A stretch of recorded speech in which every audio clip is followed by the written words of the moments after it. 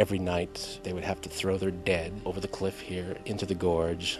The summer wore on, and finally they surrendered. Simon de Montfort, with Arnold Amaury, enters the town.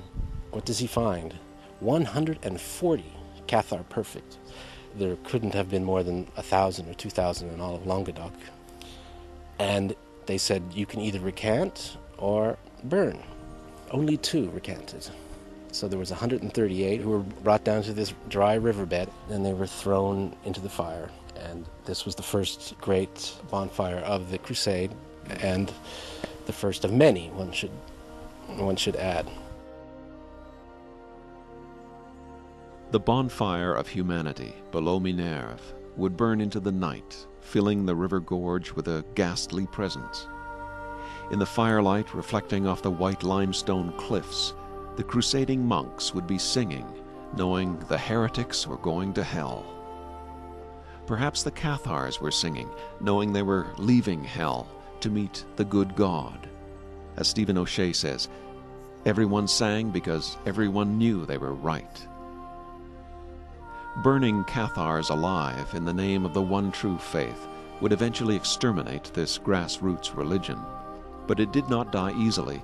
It would be 34 years before the fall of the final Cathar bastion, Montségur. It would take another century of intense spiritual police work to finally put the last Cathar perfect to the stake.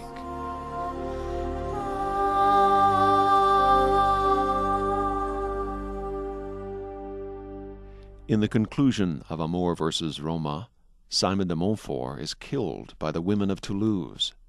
Montségur becomes an icon of the Cathar tragedy, and the Papal Inquisition puts down the roots of intolerance of our modern world.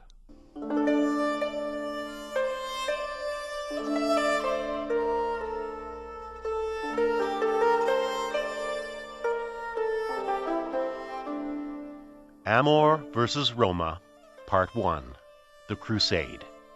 Written and presented by Edmonton broadcaster and filmmaker Bob Chalmik.